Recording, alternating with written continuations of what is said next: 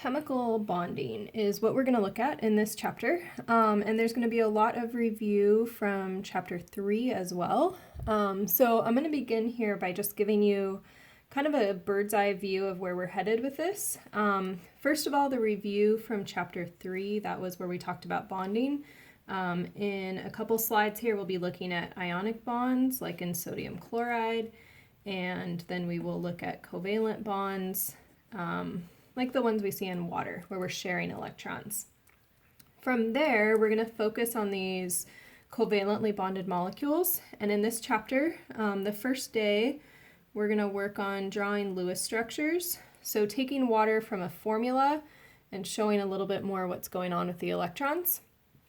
The second day, we will work on some shapes, so we'll look at how that model's not exactly as good as a model that looks like this, where we have a shape and we know that water's bent.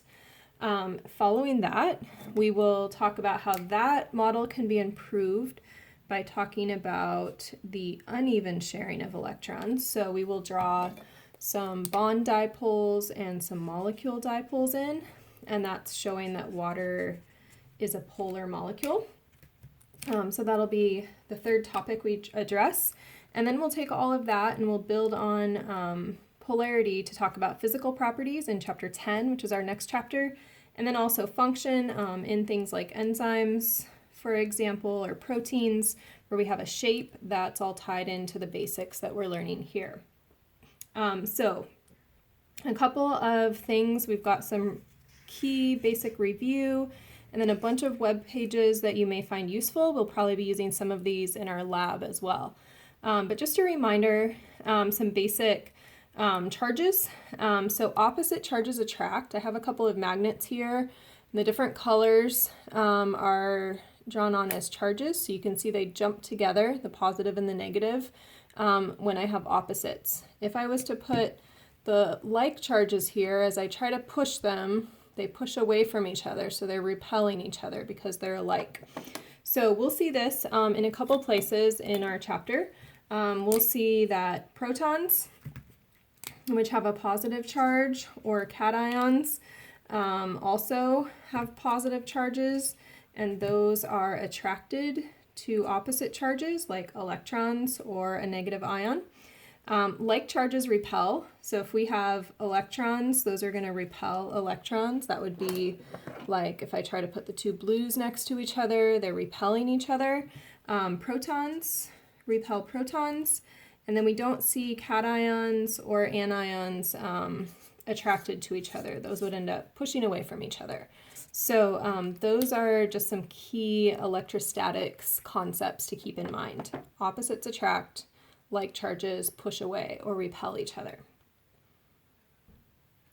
And you'll notice me using green for electrons a lot throughout this chapter. We're going to really be focusing a lot on electrons.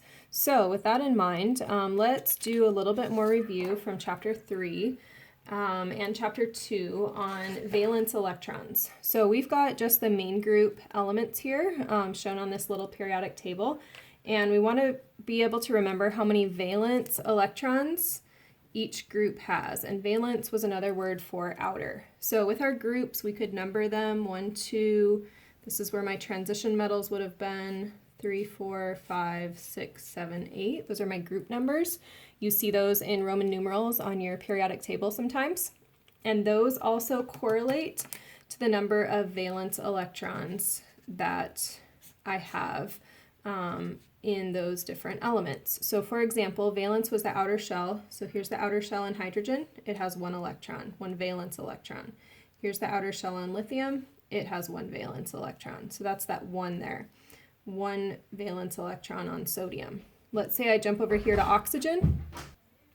So we can pick another group, let's say group 6 here, and if we look at the valence shell, we notice that there are 2, 3, 4, 5, 6 valence electrons.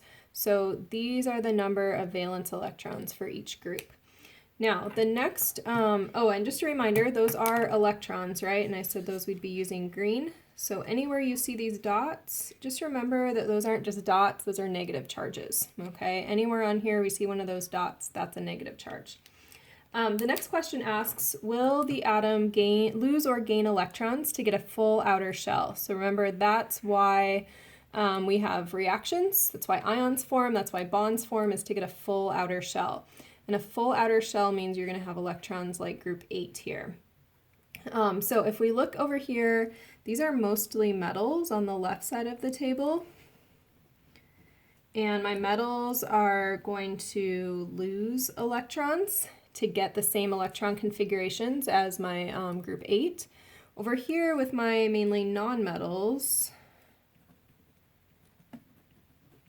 they all want to gain electrons so that they can have the same electron configurations as group 8, right? Two different ways we can gain electrons. We can take electrons, and that would be what happens in an ionic bond, or we can share electrons, and that is what happens in covalent bonds. This is what we're going to focus on mostly in this chapter, is the sharing electrons, because we're focusing on molecules with covalent bonds in this chapter.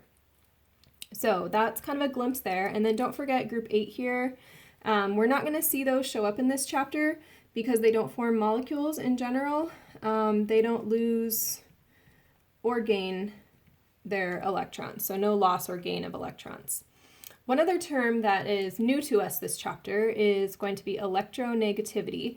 And again, when I see electronegativity, I'm thinking electron is a word that's hidden in there. Electronegativity is how much an atom attracts electrons in a bond. So let's say in a water molecule, the hydrogen is bonded to oxygen. And remember, these are electrons here, so the little greens. And so electronegativity, this is a table of numbers we're going to come back to, where we can see how badly each element wants electrons, and fluorine has a number of 4.0 there, so it wants electrons more than any other element. Oxygen has a higher electronegativity than hydrogen, and hydrogen, we would notice, has an electronegativity that fits it right here between boron and carbon. So because oxygen pulls on electrons more, we'll see in a while here that I could think of these electrons being kind of more by oxygen than by hydrogen. If I have two hydrogen atoms sharing electrons, they have an equal electronegativity, and so they would just have a very even sharing. But in an OH, those electrons would tend to hang out more so over here by the oxygen.